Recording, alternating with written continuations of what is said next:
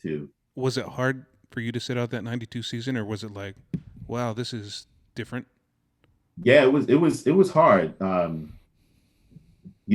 especially, they had in the wintertime, the cadets, they did this several years. They would come to the Bronx in the wintertime and rehearse at the Kingbridge Armory in the Bronx, which is not too far from where I live. Mm-hmm. So, you know, I would I would try to keep, my tabs on the core, and I would go to rehearsals, and everyone was like, "Oh, Jareed's coming back, Jareed's coming back," and it's like, well, yeah, I wish I could, but I need to do this internship. Yeah. I wasn't a music major. I was a business major. Mm-hmm. Mm-hmm. And, What kind of I, what kind of internship did you have going on? so I wind up doing an internship with the New York City Department of Sanitation. Oh wow, Yeah, that's cool. yeah. So it was cool. Uh, it's funny because I realized that those guys make, as a sanitation worker, they make pretty good damn money, especially in overtime. Sure. Yes. Most of it is overtime, but they don't do a damn thing, dude. They show up at like 5 or 6 o'clock in the morning, and they do their rounds, and they're back in the station by like 8 o'clock. Right. I actually, Sajad, um, almost made me. Actually, he kind of did made me give up my internship. Oh wow. Yeah, because he was like, Jareed, he's like, I came out here to march with you. Mm-hmm. Mm-hmm. And I was just like, dude, man. And I mean, he would call me like, I don't know, he would call me every time it was a rehearsal, he would call me. Yeah, I could totally picture him doing that too. Yeah, I marched with Sajad for a couple of years. That's Yeah. not hard to imagine. Yeah, yeah. Yeah, he would call me every time it was a rehearsal. That's why I knew when the rehearsals were too. And, he would call me. He's like, Jareed, you gotta come, you gotta come. And I was like, Sajad, I gotta do this internship. I can't. I said I want to, but I can't. Right. So finally, I gave in. And I was like, so I called my manager at the time, and I said, listen, this is what I've been doing pretty much all my life. I'm gonna do this, and then I'll come back, and hopefully maybe over the wintertime, pick back up where I can. So he was like, okay. He's like, I don't know if you'll be able to come back, but okay. Wow. so Yeah. so I left, and I went to camp to surprise Sajad, and I had all my stuff. What month was this? Oh, this is like move-ins, man. Oh, really? You're just This is ready to like- go here. I'm Yeah. here. Yeah. Yeah. And I forget who told me, but they were like, Jareed, we'd love to have you, but we got, I think his name was Matt Bird. I think his name was, he had paid his tuition and everything. Mm-hmm. Mm-hmm. They're like, you just can't come. Just show This up. guy's Yeah. right, just show up. You know what I mean? So, and I respected that. So, I that Monday I called the manager back up and said, hey, so I wound up doing my internship for that 92 season, and actually it ran into the wintertime as well. So I was like working there, and then also I was in school too at the same time, and working an internship still, and doing school at the same time. That's So, cool. yeah. And then And I only went to, I think I only went to, not to cut you off, I think I only went to 1 or 2 drum corps shows. drum corps shows that summer. Yeah. Yeah. Yeah. Were you bummed at the shows, or were you like that? No, I was Indifferent. excited. I was excited because you got to remember, man, I was like I said in the beginning, I was hatched into drum corps from, I was born into this thing, so my summers from the time I was 9 or 10 years old until at that time I was 20. Mm-hmm. My summers were everything was drum corps. You know, even in the wintertime, everything was drum corps. You know, I'd be on the phone with people singing parts. You know, Yeah. you know, listening to music. You know, I breathed and slept in drum corps. So it was fun. You know, being on the other side and being an observer. You know, and I was at Giant Stadium. I watched the corps at Giant Stadium. And I was just like, wow, this is cool. You know, I'm in the stands with everybody and watching stuff and, you know, waving at people that I knew that was still in the corps, you know, like, hey, how you doing? Yeah. But yeah. And then 93, you decided to make a change. Well, again, I had my internship was continued into the wintertime. Right. So I had no time. I was in school full time and I was doing an internship still. So I went to Star. I tried to go back to cadets, but it was pretty much more the same with the 92 experience that, you know, they already had somebody on the drum in that spot. So by the time I was done with my internship and by the time I was able to go back, there was no spot for me. Right. Yeah, that 93 cadets line was pretty stacked, if memory serves correct. Yeah, I think it was Chris Butler. I don't remember who was on one, but I think I don't know if it was Corey Gasaway or not. But yeah, and then Sajad was on 3. So yeah, the drum line was smoking. And Vince had gone out that year, Vince right? had gone out that year. Yeah, forget about big boy Vince. Yeah, right. Vince. Yeah, I mean, Ham. He himself has had a pretty good drum corps career. Yep. He marched with George at VK in 90, then marched at Vanguard 91 and 92, and then aged out there at cadets in 93 and on 4. Yeah. So let's talk about 93 a little bit.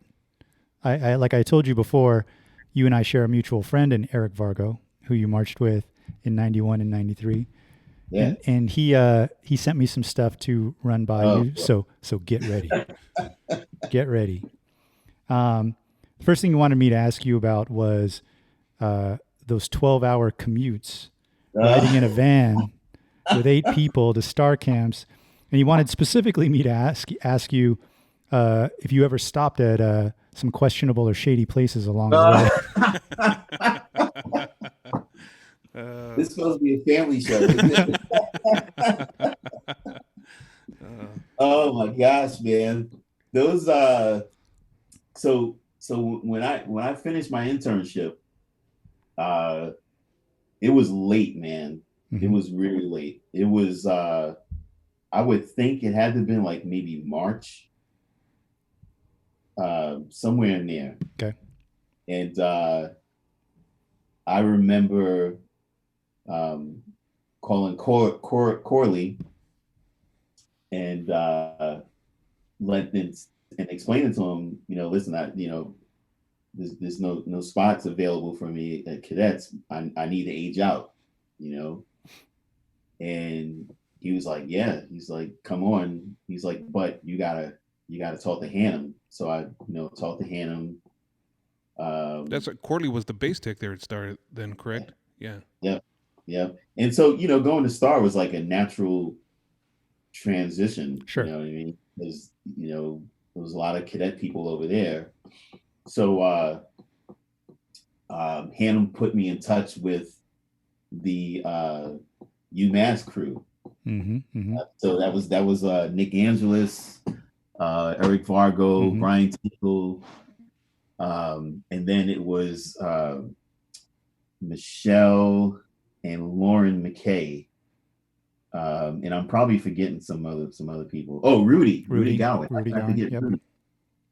And so they came, they drove down, swooped up and picked me up at a rest stop. I parked my car, left left my car at a rest stop, and I mean it was like instant brother and sisterhood. You know what I mean? The trips out there were hilarious. Vargo, first of all, when Vargo was in the cadets, he never talked. Right. He was very, very quiet. And so when I met up with him again, I was just like, where the hell is this coming from? You know what I mean? Who is this person? You know? Because I swear he never really said much. Right. And I mean, the trips out there were hilarious. The trips back were hilarious. I learned the phrase "liberate" from Vargo because wherever we went, he would liberate things. From the rest stops. or from the schools or wherever we were, he would just liberate them. Mm-hmm. And for those who don't know what liberate means, that means he would acquire without paying. Yeah, we'll just we could leave it at that. But one time we were in a town car, dude. We were in a town car, and there had to have been like maybe, I don't know, 10 or 11 of us, because we went to rehearsal, but then we brought people back with us to the East Coast. I think we brought Clark Gardner with us back. Sure. And I don't know how we all fit into a town car with all of our stuff. And it was just hilarious, man. We had the best times driving, those few times to and from star camps. You know, it was crazy. So there's more. There's more. Here we go. Speaking of UMass, I heard there was a drumline camp at UMass in May. He wanted me to ask you how that was, and he also said, in follow up to that, were there any stops on tour that resembled that environment? He mentioned Natchitoches, Louisiana. Yeah. Yes, Nasty Toe Cheese. Nasty Toe Cheese, Louisiana. But yeah. I don't remember the camp. See, I'm getting old too, so I don't remember the camp if I was there for that one in Massachusetts. I don't remember. Okay. But yeah, we called Nasty Toe Cheese or whatever it is. We called it Nasty Toe Cheese. What else? I'm sure he has something else. One more. And this actually is consistent with some of the other stuff you had talked about. But why did you decide to steal the snare triplet roll in Medea during finals retreat? Retreat. Well, because I knew I could play it. Number one, and number two, it was my last hurrah, man. It was it. Yeah.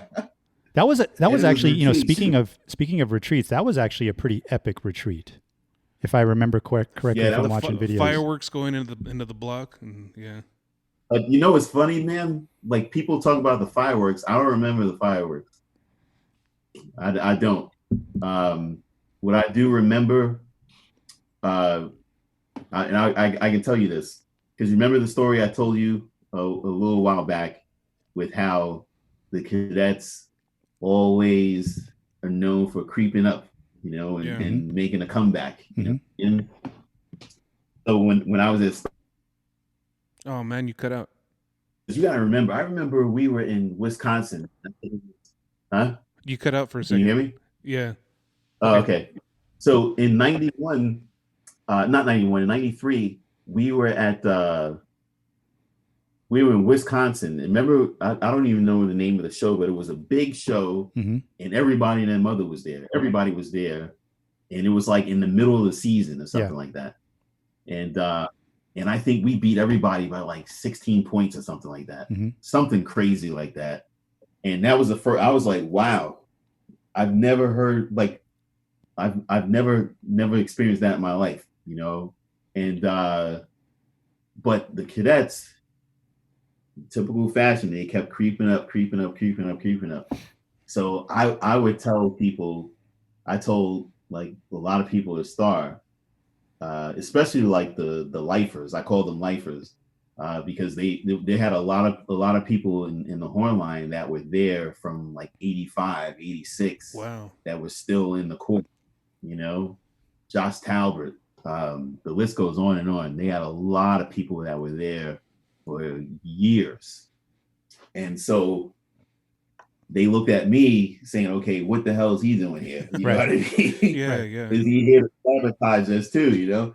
So, so I always told them because they, it got to the point where they were like, we might win. We're gonna win, and I was just like, I don't think we're gonna win.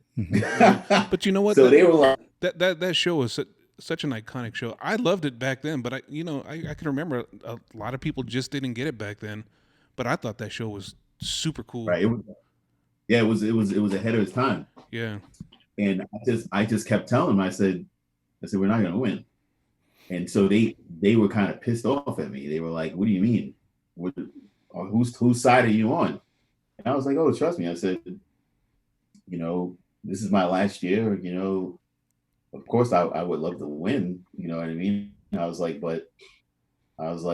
I've marched in that group. I've marched in the cadets for years, and I just know what it is. I know what it's like. I know what they do, and I don't think we're gonna win. I said, now trust me, I'm gonna do everything in my power to play my part to make sure that we put ourselves in a position, or I put myself in a position to help, Star win. But I was like, I don't think we're gonna win. I was like, my goal is I want to win drums, you know what I mean? At least win drums. And sure enough, obviously we all know what happened. Yep. But like I think they felt some kind of way because I was just like, listen, this is what the cadets do. They're not as good as they should be in the beginning, and they go through what's called death camp, and they straighten their asses up, and then they freaking just put the pedal to the metal, and they fight, and then boom, another championship. And then on top of that, from the rumors that I heard that year, was like the best corps that they fielded in years. The most talented and the best corps that they fielded in years. So to add that into the mix, I was like, yeah. I said, I don't think we're winning this thing. I said, they're on fire. Yeah, I remember Sajjad giving me some of those bootleg tapes from '93 too, and it was just a lot of notes, a lot of notes from the cadets. Where in contrast, your guys' book, it's not a lot of notes, but it was very musical and very subdued, and it was just tasty. Super cool. Yes, very tasty. And one of the things I remember about that bass book, there was a part, and I might be wrong about this, where they split the bass part in half. It was like 4 and 5 played like a bass part, where 1, 2, and 3 were playing something completely different, like a melodic part. Am I right in remembering that? Yeah, well, yeah. So it was bass 3, 4, and 5. Played like a flub or an ostinato. Yes. Type. And then bass 2, we were like the riffs. So and then we actually split. Yes. That's the part. Yeah, that's the part. Yeah. But that was cool. I mean, nobody was doing that back then. I mean, I don't even know if anybody's done it since, but that was like super cool. Yeah. It was pretty cool. And it was nice. That bass line was pretty damn good too. Excuse me. And actually the drum line, we had people from all over the place. We had from Skywriters, we had from Vanguard, from Blue Devils and Cadets, from Boston. So it was kind of like almost like an all-star of who's who, and it was Star of Indiana. I remember we were obviously we were talking about Eric Vargo, and I marched with him in '92. And I think part of the reason why he marched 92 Devs is because he came out with Colin and didn't make Santa Clara that year. And Blue Devils was, out there, still. But he came really close to marching Santa Clara. And Kevin Murray, who we interviewed last time, had talked about how they almost took him in the line at Santa Clara that year. And I was talking to Eric about it afterwards, and I said, I wonder what would have been different if you had marched Santa Clara and been in that sort of epic tenor line in '92. And he said, well, it wouldn't have mattered because we were all waiting to see what Hannum was going to do. Right. And when he decided what he was going to do, we were all going to follow him, Right. So that spoke to a little bit of that coming together, that sort of all-star putting together the pieces kind of thing that happened in '93. Yeah. But that was at like the East Coast UMass crew, right? Because he had that big UMass following, correct? Yeah. Yep. We call ourselves the East Coast crew. Yeah. And it was the same people who would take that drive, right? To and from rehearsals, and the same thing, that same mindset and that same mantra occurred the next year when we did brass theater. Oh, were you part of the brass theater crew? Yeah. So, we all kind of, I shouldn't say all of us, but the majority of us kind of, made a pact that we were gonna do it to make sure it got off the ground, and to make sure that we were following Hannum pretty much, and make sure that it was going to get off the ground the right way. So, and that, to be honest with you, that was the hardest year. Was that first year? My hardest year. It was for just me personally. That was a very hard year because you gotta. Again, I've been doing drum corps since I was 9 or 10. Yeah. And just physically, my body was done.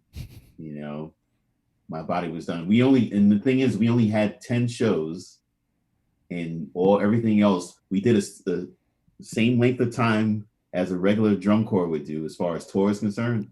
Right. But we only had 10 shows, and then everything else was just rehearsals.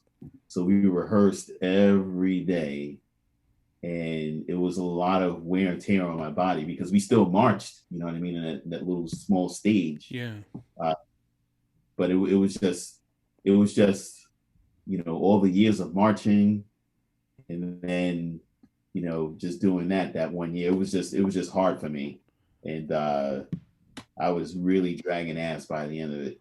How many years of brass theater did you end up doing? I just did that one. That 1 year. That 1 year, and that was it. That's all I needed, man. Who would have known that would have turned into to Blast Broadway big old thing? But that's cool. I mean, you got to age out. '93, you win drums. What was that like, winning drums with the second place being the Cadets? I mean, did that ever cross your mind when you were winning drums?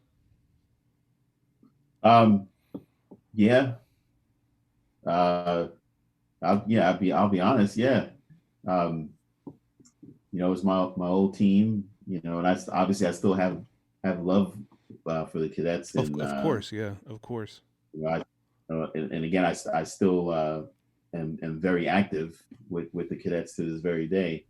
But it's in the heat of the moment, the heat of battle. I'm on a different team, and you want to win, or you want to come as close as possible. But then obviously too, I'm aging out, so I want to win. You know what I mean? So it was very fulfilling to do that. I won 3 drum trophies, and so that was the third one. Yeah, not to mention 2 world championships. Yeah, Yep. 87 and 90. Yeah, and came close in '93. Yeah, yeah, and I think we sort of mentioned it before, but the idea that Star 93 would be seen, would be viewed through the lens that it is now, which was as being so groundbreaking and so ahead of its time. When people talk about DCI history and they talk about 1993, that's what they talk about. They talk about that core that year. I mean, I marched Blittivals 94. We got some of your staff that fought that year.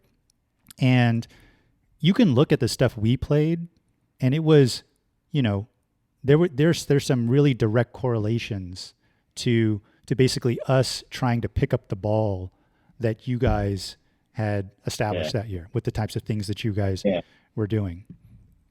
You guys had our marching tech, Todd, right? Yep. I think his name. Todd Ryan and Ron Harden. Todd Ryan. Yep. Yeah, Todd was great. Yeah, man. Yeah, like I said, I'll probably say it till the day I die, man. I've been blessed, man. You know, I've marched with like everybody that's in drum corps. You know what I mean? I've been taught by like the best. You know, Jeff Sacktig, April. You know, Tom Hannum, Tom Unks. Mm-hmm.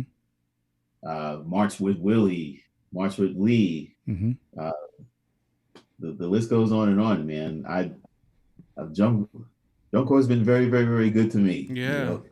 Only if it paid money, though. You know, only if it paid money. Yeah.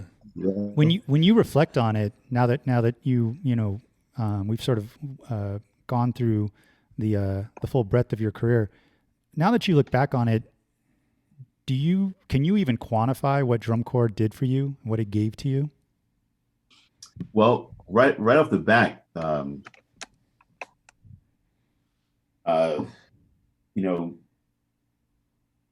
was born and raised in New York City. Not to say that my life would have been a lot different because I was raised by my mom and father. Mm-hmm. But what drum corps has done for me was it's given me exposure to how other people live. It's given me the drive to achieve that. Like I remember when I was in Garfield that first year, we were somewhere on the road, and there was a cymbal player that marched, I think, a year or two before, but unfortunately he passed away. But his mother came to rehearsal mm-hmm. and picked the entire cymbal line up and drove us to her house, which is like literally right down the street from where we were rehearsing. And they had this beautiful home with a freaking pool in the backyard, nice car. She picked us all up in a nice convertible car. And that was like my first exposure to how, some people live. And I was just, I'm from the Bronx. I live in an apartment building, a 2-bedroom apartment with a living room and a dining room and a kitchen, And so to get exposure to how people live, it was like, man, that's what I want. I want to aspire to get this, Mm-hmm. Yeah. And so that is definitely what drum corps has given me. It's definitely given me some friends. Now, Facebook has exposed a lot of friends lately. You know what I mean? But we ain't gonna go there. No, we'll leave we that. ain't gonna go there. But we'll leave that in the regular we'll room. leave We're that talking part. about the drum corps universe right now. Yeah. But no, I know what you're talking about.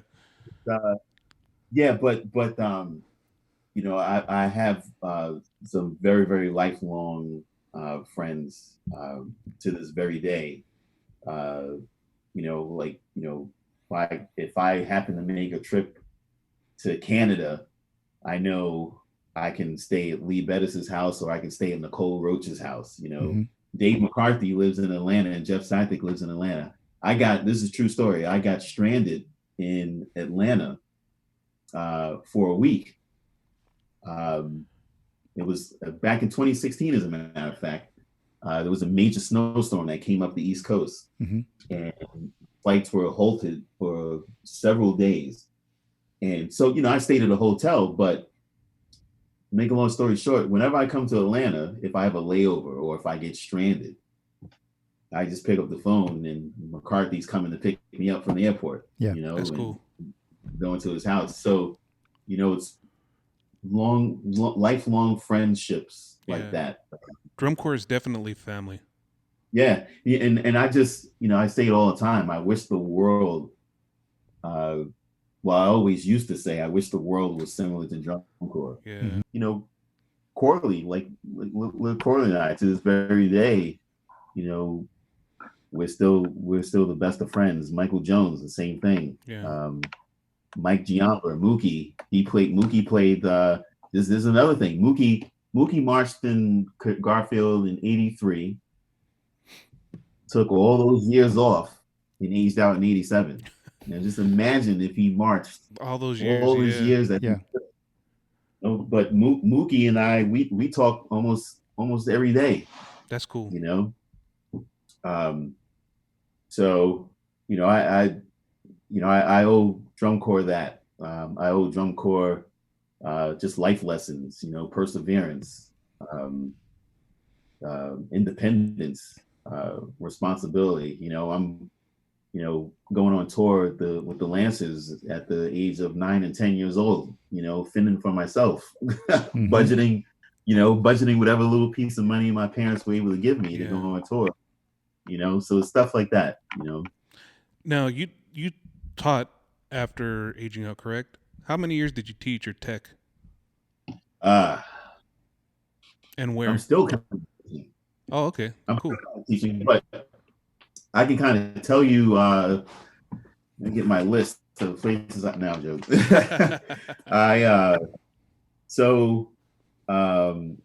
When the Lancers were around, they're no longer around, but when the Lancers were around, I would go back every now and again and just, kind of help out, here and there. Crossman, I taught with Lee Bettis for several years. Was that at the end of the 90s? Lee was that at the end of the 90s or? No, I think, was it? Early 2000s? I think like 2000s, maybe the like 99 to like 2004, maybe. Okay. I think, I don't know. What then when Lee was at the Phantom Regiment, was that 06? I'm not too sure. I missed a big chunk. Yeah, I missed a big chunk of drum corps because of life. So, Me too. Yeah. I'll tell you that story too. But yeah, I helped out with Phantom in the winter time. Then when Lee went to Madison Scouts, I helped out there. I was asked, so I because drum corps consumed most of my life. When I aged out, like you, I kind of disowned. I went the other way. Yeah. So I kind of disowned drum corps. So I kind of disappeared, kind of, and so I got my life together, got a career going, started making some good money, and that's how I got the call from like Lee to start teaching. Then out of the blue, I got a call from Uncle Ralph. Oh wow! I couldn't believe it, man. And he was teaching Capital Regiment at the time. Okay. With Brian Stevens. I don't know if you know Brian Stevens, but I think Brian, he marched Phantom back in the day too. But anyway, so Uncle Ralph called me, and he's like, "Hey, I'd like for you to come teach Capital Regiment." And so,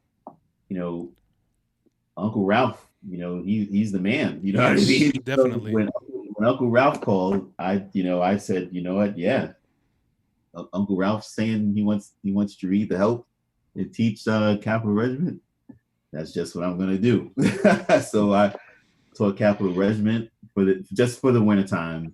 Where else did I go? I said Crossman, and then the cadets, here and there, helping out. behind the scenes. More so now more than ever, I've kind of been the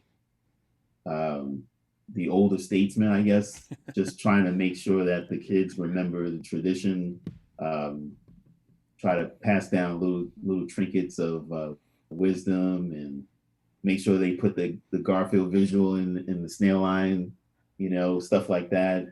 I help out with the baseline, but most importantly, I help out with tour fees and that's flights. great. That's awesome. Yeah. And help give back. Yes. What? And move-ins, I buy the drumline dinner and stuff. That's cool. What kind of career do you have now? What are you doing after drum corps? So I'm a doctor. Oh, really? No, I'm not a doctor. I just played one on TV.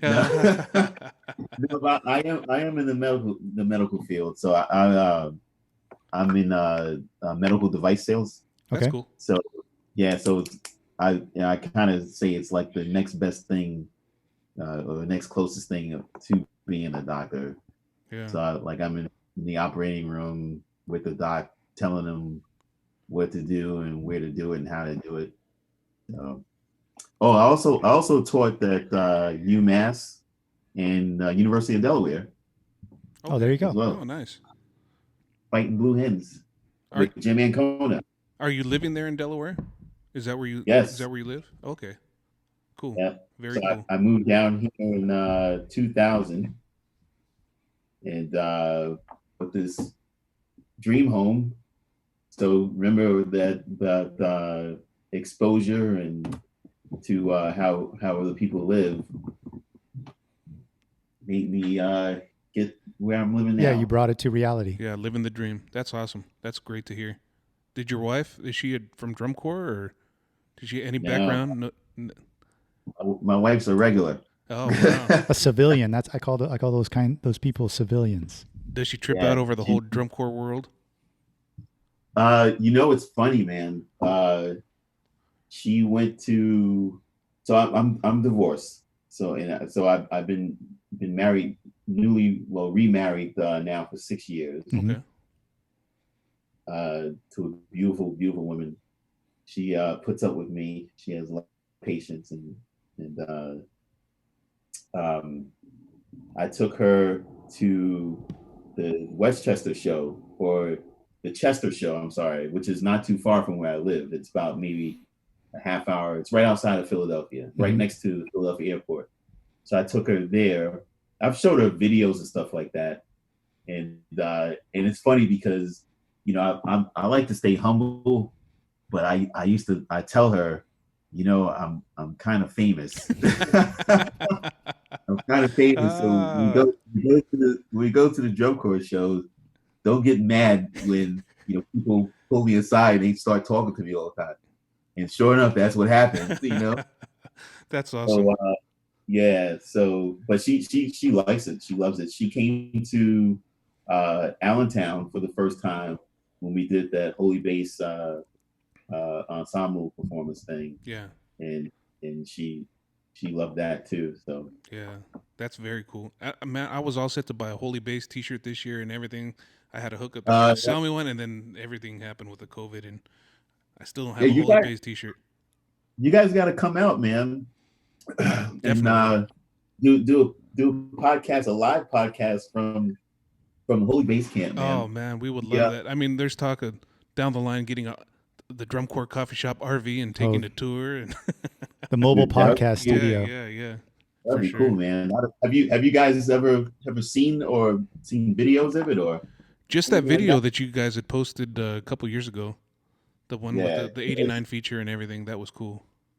Yeah, it gets bigger and bigger and bigger every year. Yeah. The main thing is is camaraderie from or between all the eras and all the ages. Yeah.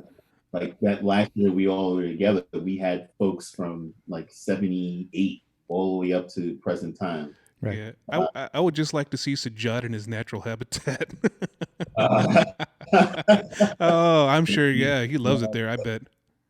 Oh yeah, it's amazing, man. There's a lot of adult beverages and a lot of food. Yeah, I mean, it's like food galore. But the main thing that we do is we feed the drum line. It yes, started off with just feeding the bass line, but we all like when the kids perform, they all know, okay, we need to go to HB alumni because we have steak, chicken, that's awesome. ribs, all kinds of food, and then we send them back to the buses with like bags of Gatorade and stuff. Yeah, You know, that's cool. so I actually have yeah, one last question, and then I think I'm pretty wrapped up for the night. Hmm. My last question is: you guys never got to perform in INE in cadets. Do you ever wish you were ever able to do a bass drum solo and ensemble like yeah, 89 or through 91? yeah, yeah. But that was another one of those. We don't know why we don't do it, but we don't do it things. You know Yeah, what I mean? Hmm. because you guys were Um, like the only ones that didn't do that back then. we never. But the main reason was there was no individuality Yeah, within the organization, within the chorus, and then also we use that time to rehearse Yep. yeah. and practice while everybody else is doing their individuals and taking that time off. We were getting that much better. You know what I I mean? mean, I just wish that there was one year that they let you guys do that because that would have been a real treat, I think, for everybody to see. Yeah, definitely, dude. I wish we would have done it as well. Because we like all the other chords, we have talent too, or we Yes. had talent too, but that would have been great. That would have been great. Yeah. So Well, Jerede, it was I was really excited about getting to interview an icon, but more than that, I appreciate hearing your story and actually getting to know Jerede the person. So thanks, man. I I really, appreciate it. we really appreciate you doing this. Yes, definitely. And it's, it's glad to finally be able to talk to you like this, where we've been friends on Facebook for a while, but we've never got to chat in the real life like this. And I look forward to the day when, hopefully, like you said, we can make it down to a Holy Bass reunion there at Allentown once the activity starts back up, and we can Yeah, hang and have an adult beverage together and just chit chat. definitely. Jareed, it's been an honor talking to you. George, I'm glad we're able to put this here together and, you know, like I said, put a a story to the legend of Jareed. Jareed.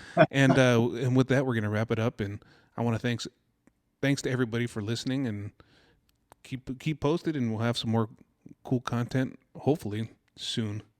And that's it from Thank the Drum Corps I Coffee Shop appreciate it. podcast. Thank you, Jareed. Thank you, everybody. I appreciate it. Thanks, man. Take Thanks, take George. take care. Have a good evening, everybody.